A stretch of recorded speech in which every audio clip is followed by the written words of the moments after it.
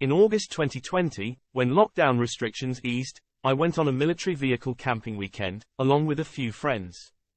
We headed north to Northumberland, and the chosen campsite was close to the former RAF Morpeth.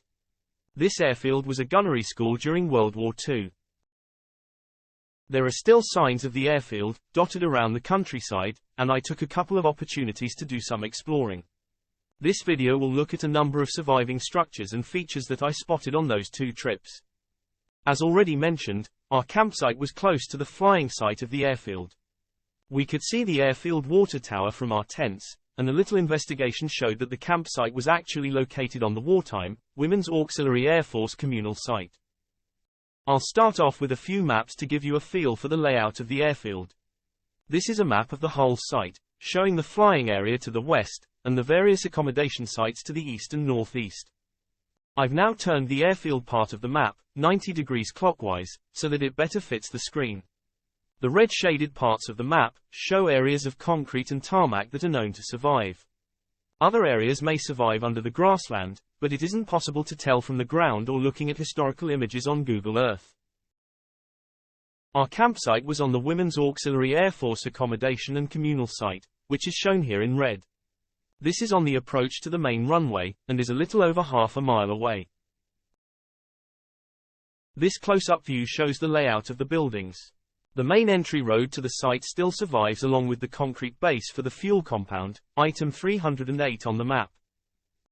We were set up along the west side of the campsite, with my tent located at the north end, near to the entrance road. The other guys were to the south of us. Chris had his hard cab GMC 6x6 truck. I took one of my Jeeps. Neil had his canvas cab GMC truck. And Derek had his Jeep. A couple of years later, we returned to the campsite with my Dodge. On both occasions, our camp looked like this. Fading to grey scale, perhaps it could be a wartime picture. Other than the access road and concrete base of the fuel compound, everything in this part of the communal site has been leveled. My tent was located under the end of the sergeant's quarters at the northern end of the site. The other guys were camping on what was an air raid shelter, the ironing room, sergeant's ablutions, latrines and drying room, plus another sergeant's barrack hut. At the time of our visit, on the north side of the access road, there were the remains of the officer's mess. The mess can be seen, marked in red on this map. I believe this was knocked down to make way for a chalet, but while we were there, the center brick area was still standing. There would have been 2 Nissen huts attached, one either side of the brick section. Not identified on the map, there is a brick tower behind the officer's mess, which can be seen in this video clip, exploring the buildings. It looked to have had a water tank at the top, so I suspect it may have been a local water storage and supply for the site. There were no signs of any plumbing remaining. This is the center brick area of the mess, looking north. The rendered brick linking sections can be seen to the left and right. The left end of the linking corridor has collapsed more, and there's a large crack up the main wall, probably due to the tree roots uplifting the hut base. On the other side, the brick corridor clearly shows the brick pattern designed to fit around the Nissen hut. These 3 images are all of the tower, next to the mess building. I think this was also knocked down to make way for the campsite chalets. The left image is the left side of the tower.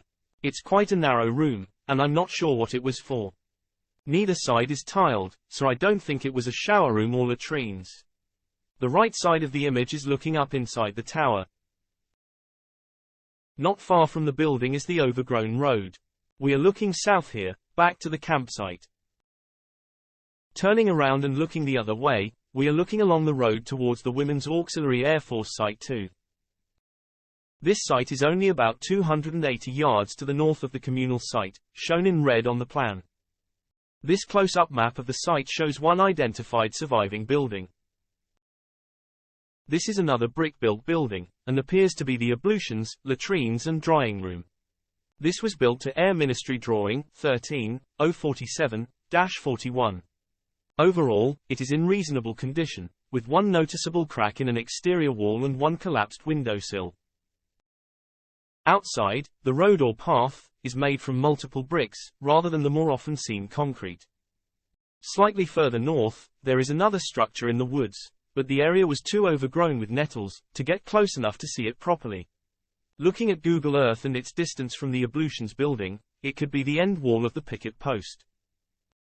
West from the Women's Auxiliary Air Force site, across the main road, was the sick quarters. This site has been completely returned to farmland and nothing remains. Site 1 is located 1.5 miles northeast from the center of the airfield. It has also been completely cleared and returned to farmland. This was accommodation for officers, sergeants and airmen. Site 2 is another accommodation site. It lies just 1/4 mile south of Site 1. It too has been completely cleared. Site 3 is an accommodation site, around 1/3 of a mile east of the airfield. It is now completely overgrown with trees, so I don't know if anything survives there. Site 4 is an accommodation site, approximately 1/2 mile east of the Women's Auxiliary Air Force communal site. Only around 25 yards of the entrance road remains, leading west from the public road. Site 5 was also accommodation, and was located around 1/2 mile east of the airfield. Up until 2011, one hut remained, but around 2015, the area was quarried, and the hut lost to the quarrying. Site 6 was just a few yards south of Site 5, and was an accommodation site. That too was lost to the quarrying. Both Site 5 and 6 have returned to farmland. Site 7 was an airman's barrack site, located 1/2 mile northeast of the airfield. It is now just a grass field. There is the remains of a building nearby, that I look at later in the video, but it is not identified on the airfield plan. This is the last of the accommodation sites. The communal site was fairly centrally located between all the accommodation sites, around 3/4 mile east from the airfield. This is the location of the water tower, seen earlier from our campsite. This view was taken on our second trip to the airfield in 2022, with my 1944 Dodge in the foreground. The Dodge picture was taken from the corner of the road, looking in the direction of the arrow, along the edge of the communal site. The water tanks are imposing structures, designed to store 60,000 gallons of water. Moving further west along the road, to the area shown by the arrow, my Dodge is now parked across the communal site entrance road. To the right of the entrance, following the hedge line, there were 6 blast shelters spread out along the boundary. One last look at the water tower, looking from the north side of the main road. The instructional site was located between the airfield and the communal site. The site has been cleared and the original entrance road is now the access for 2 private homes. We arrived at the campsite on the afternoon of Thursday the 20th of August. We spent the rest of the evening sorting out the tent. On Friday morning, my daughter and I took the Jeep out for our first explore of the airfield. I planned a circular route, starting at the campsite marked in yellow. I would head south down the east side of the airfield. I would then have to follow the road another 2 miles south, before I could cut west, and then 2 miles north again, before I encountered the airfield again on its west side. There were several structures and features to see along the route, including sections of runway and dispersals. The first stop was on the northeast corner of the airfield. One of the airfield technical sites was located to either side of this public road.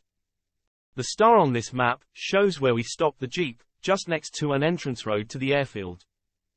From this entrance, we look across the airfield to the one remaining hangar. In the late 1980s, I worked for an aviation company that dismantled the last of the large, T-1 hangars, located on the other side of the airfield.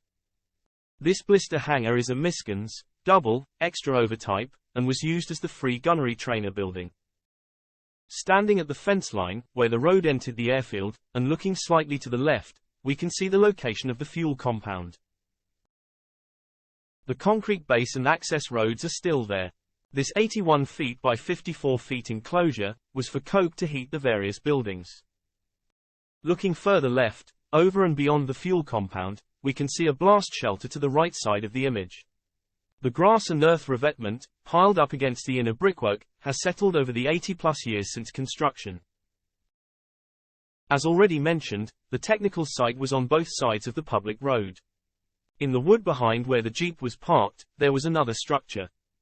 Looking at the height of the brickwork, and the sloping bricks in the center of the image, we can see that it is another blast shelter. These were dotted all over the airfield and accommodation sites. They wouldn't protect the occupants from a direct hit, but would shelter personnel from the blast and shrapnel. I moved the Jeep a little further down the road and pulled in again. What looks like a lay-by is actually one of the entrance roads to the technical site. Almost opposite to the technical site road was another entrance onto the airfield.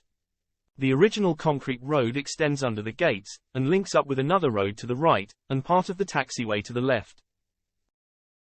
This map shows the area of the road, taxiway and hangar base. Standing at the gates, we can see the road branching right, where it would lead to the fuel compound. Straight ahead goes to the main taxiway, and off to the left was to the T1 hangar. This view is looking southwest over the hangar base. The T1 hangar was a larger replacement for the interwar Bellman hangar. An agreement between the Air Ministry and Teesside Bridge and Engineering resulted in the T-series of hangars. This picture is an aerial view of a T2 hangar at Rattlesden. The T2 spanned 113 feet. The T1 hangar looked very similar to this, but was smaller at 90 feet and 4 inches span. Its clear length was 175 feet, with a clear height of 19 feet. There were 2 other blister hangars in this part of the airfield. Shown in yellow, there was another blister hangar. It is described on the 1943 dated plan as wrecked, presumably a wartime accident. There was another blister, marked in green, near the gate. There's no signs of that either. Looking north again from the gate, we can see a better view of the surviving Miskins blister hangar.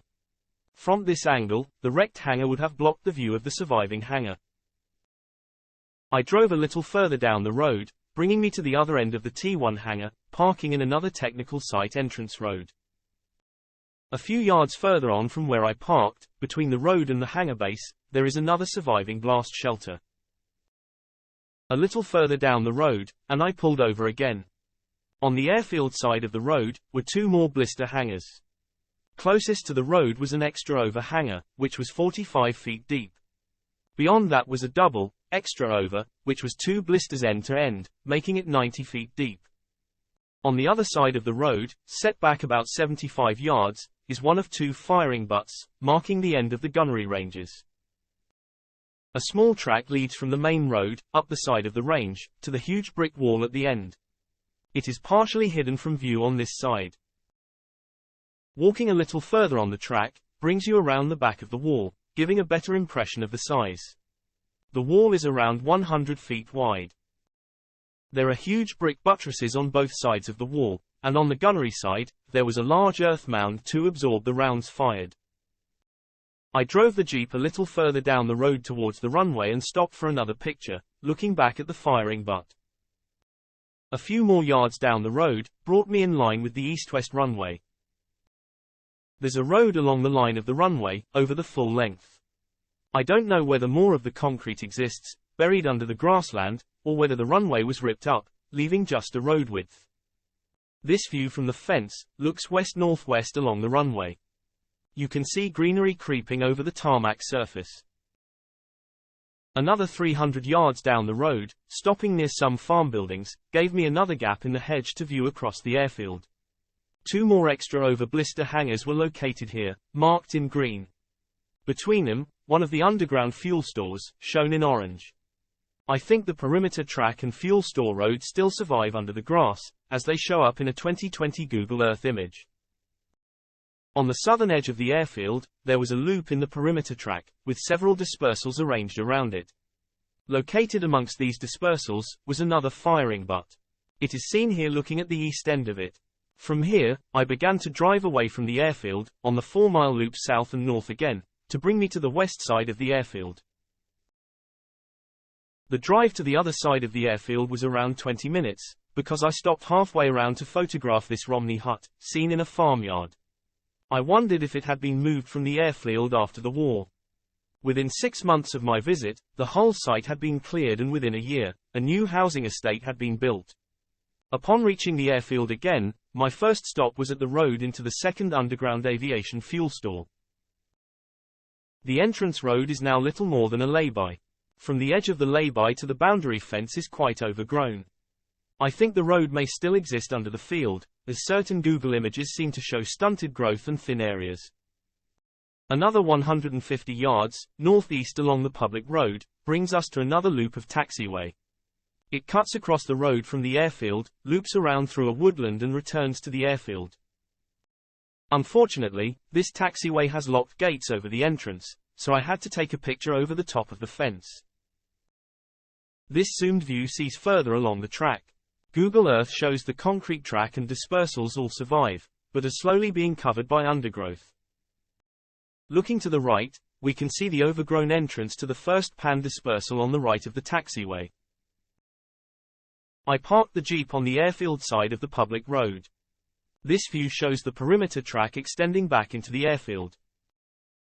I'm standing at the fence beside the Jeep, looking down the taxiway, leading onto the perimeter track. Further up the road, another surviving building is marked in red. The building can be seen from the taxiway, when looking northeast. Since the airfield was a gunnery school, they needed targets to shoot. This building is the towed target store. A windsock-type drogue was towed behind an aircraft on a long cable. This is what the gunners shot at. These drogues were stored in this building. Setting off in the Jeep again, I drove another 180 yards, to the next point where the taxiway crosses the public road. I pulled off the road on the airfield side, onto what was the taxiway. The taxiway loop, leading to the pan dispersals, can be seen behind the fence. Another 100 yards along the public road, brought me in line with the end of the northwest-southeast runway. A large mound of earth inside the airfield boundary prevented me from getting a photo looking down this runway. This location did bring me closer to the towed target store. Another 160 yards further on, brought me behind the building. Not long after our visit, this building was purchased, to turn into a private residence. The owner wanted a building with a military connection, to turn into a home. 200 yards further to the northeast, took me to the entrance to the other technical site. This location had 2 T1 hangars, and 2 blister hangars. I parked the Jeep at the entrance, but there are gates preventing entry, until later. This looked like it was one of the original airfield gates, permanently open, and blocked by new gateposts. Holding the camera over the fence, I got a picture along the entrance road. There were office buildings to the sides of this road. The end of the road joined the taxiway that linked the 2 T1 hangars. I couldn't see any more of the airfield from public roads, so headed back to the campsite. There was one other structure I wanted to check out, which was a short walk from our campsite. While not identified on the Air Ministry plan, it was close to Site 7. It was built with the same bricks as those I'd seen in the blast shelters, so I'm guessing it was built around the same time. The building is no longer complete, but is still quite big. Measuring it on Google, gives a size of around 27 feet by 15 feet.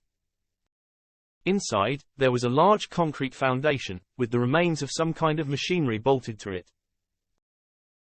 In one corner of the building, there was some large pipework and valves, so I'm guessing it was some kind of pump house. Later in the day, we were able to get access to the airfield, and take our vehicles there to have a closer look around. I'll cover that trip in the next video. Don't forget to like and subscribe.